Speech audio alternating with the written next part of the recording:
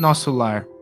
Primeiro livro da coleção, A Vida no Mundo Espiritual, ditado pelo espírito André Luiz e psicografado pelo médium brasileiro Francisco Cândido Xavier. Capítulo 41. Convocados à luta. Nos primeiros dias de setembro de 1939, nosso lar sofreu igualmente o choque porque passaram diversas colônias espirituais ligadas à civilização americana. Era a guerra europeia tão destruidora nos círculos da carne, quão perturbadora no plano do espírito.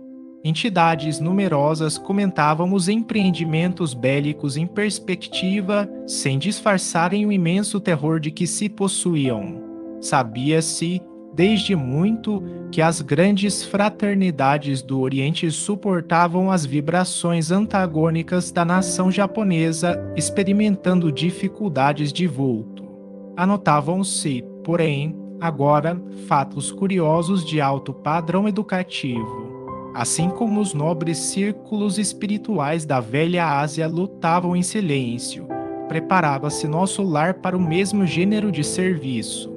Além de valiosas recomendações, no campo da fraternidade e da simpatia, determinou o governador tivéssemos cuidado na esfera do pensamento, preservando-nos de qualquer inclinação menos digna, de ordem sentimental.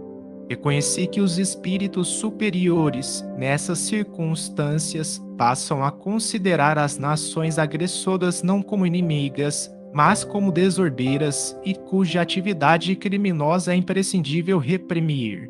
Infelizes dos povos que se embriaguem com o vinho do mal, disse-me Salústio, ainda que consigam vitórias temporárias, elas servirão somente para lhes agravar a ruína, acentuando-lhes as derrotas fatais. Quando um país toma a iniciativa da guerra, encabeça a desordem da casa do pai e pagará um preço terrível. Observei, então, que as zonas superiores da vida se voltam em defesa justa contra os empreendimentos da ignorância e da sombra congregados para a anarquia e, consequentemente, para a destruição. Esclareceram-me os colegas de trabalho que, nos acontecimentos dessa natureza, os países agressores convertem-se, naturalmente, em núcleos poderosos de centralização das forças do mal, sem se precatarem dos perigos imensos. Esses povos, com exceção dos espíritos nobres e sábios que lhes integram os quadros de serviço, embriagam-se ao contato dos elementos de perversão que invocam das camadas sombrias.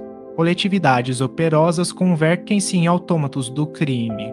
Legiões infernais precipitam-se sobre grandes oficinas do progresso comum, transformando-as em campos de perversidade e horror. Mas, enquanto os bandos escuros se apoderam da mente dos agressores, os agrupamentos espirituais da vida nobre movimentam-se em auxílio dos agredidos. Se devemos lastimar a criatura em oposição à lei do bem, com mais propriedade devemos lamentar o povo que olvidou a justiça. Logo após os primeiros dias que assinalaram as primeiras bombas na terra polonesa, encontrava-me, ao entardecer, nas câmaras de retificação, junto de Tobias e Narcisa, quando o inesquecível clarim se fez ouvir por mais de um quarto de hora. Profunda emoção nos invadira a todos. É a convocação superior aos serviços de socorro à terra, explicou-me Narcisa bondosamente. Temos o sinal de que a guerra prosseguirá com terríveis tormentos para o espírito humano, exclamou Tobias, inquieto, embora à distância, toda a vida psíquica americana teve na Europa sua origem. Teremos grande trabalho em preservar o novo mundo. A carinada fazia-se ouvir com modulações estranhas e imponentes. Notei que profundo silêncio caiu sobre todo o ministério da regeneração. Atento à minha atitude de angustiosa expectativa, Tobias informou: quando soou o clarim de alerta, em nome do Senhor, precisamos fazer calar os fluidos de baixo, para que o apelo se grave em nossos corações. Quando o misterioso instrumento desferiu a última nota, fomos ao grande parque a fim de observar o céu.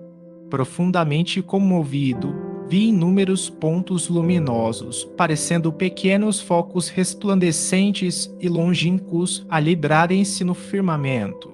Esse clarim, disse Tobias igualmente emocionado, é utilizado por espíritos vigilantes de elevada expressão hierárquica. Regressando ao interior das camadas, tive a atenção atraída para enormes rumores provenientes das zonas mais altas da colônia, onde se localizavam as vias públicas. Tobias confiou a Narcisa certas atividades de importância junto aos enfermos e convidou-me a sair para observar o movimento popular. Chegados aos pavimentos superiores, de onde nos poderíamos encaminhar à praça da governadoria, notamos intenso movimento em todos os setores. Identificando meu espanto natural, o companheiro explicou: estes grupos enormes dirigem-se ao Ministério da Comunicação à procura de notícias. O clarim que acaba de soar só vem até nós em circunstâncias muito graves. Todos sabemos que se trata da guerra, mas é possível que a comunicação nos forneça algum detalhe essencial. Observe os transuntes. Ao nosso lado, vinham 2 senhores e 4 senhoras em conversação animada. Imagine, dizia uma, o que será de nós no auxílio? Há muitos meses consecutivos, o movimento de súplicas tem sido extraordinário.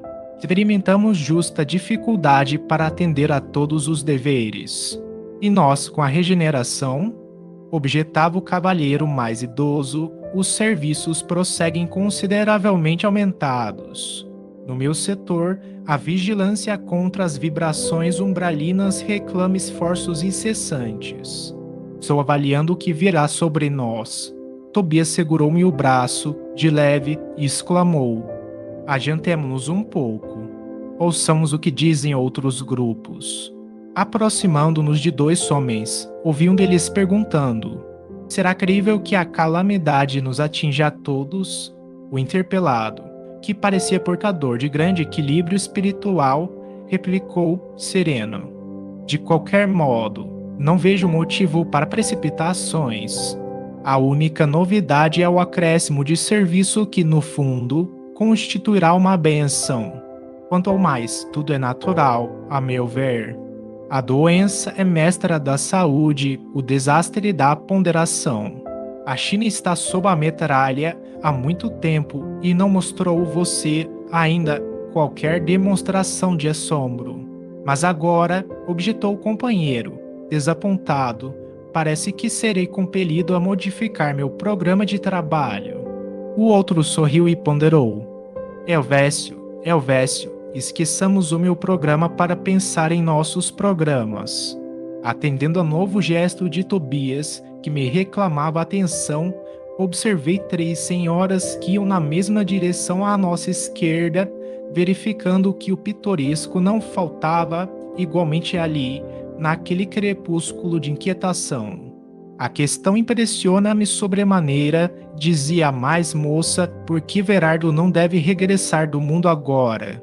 Mas a guerra, disse uma das companheiras, ao que parece, não alcançará a península. Portugal está muito longe do teatro dos acontecimentos. Entretanto, indagou a outra componente do trio, por que semelhante preocupação? Se Verardo viesse, que aconteceria? Receio esclareceu a mais jovem, que ele me procure na qualidade de esposa. Não o poderia suportar. É muito ignorante e, de modo algum, me submeteria a novas crueldades. Tola que és, comentou a companheira, ouvidaste que Verardo será barrado pelo umbral ou coisa pior? Tobias, sorrindo, informou: ela teme a libertação de um marido imprudente e perverso.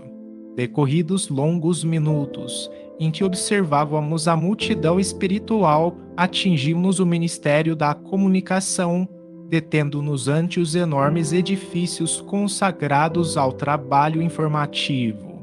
Milhares de entidades acotovelavam-se afetivamente. Todos queriam informações e esclarecimentos. Impossível, porém, um acordo geral. Extremamente surpreendido com o vozerio enorme, vi que alguém subira uma sacada de grande altura, reclamando atenção popular. Era um velho de aspecto imponente, anunciando que, dentro de 10 minutos, far-se-ia ouvir um apelo do governador. É o ministro Esperidião, informou Tobias, atendendo minha curiosidade. Serenado o barulho, daí a momentos ouviu-se a voz do próprio governador, através de numerosos alto-falantes. Irmãos de nosso lar, não vos entregueis a distúrbios do pensamento ou da palavra. A afeição não constrói, a ansiedade não edifica. Saibamos ser dignos do clarim do Senhor, atendendo-lhe à vontade divina no trabalho silencioso em nossos postos. Aquela voz clara e veemente de quem falava com autoridade e amor operou singular efeito na multidão. No curto espaço de uma hora, toda a colônia regressava à serenidade habitual.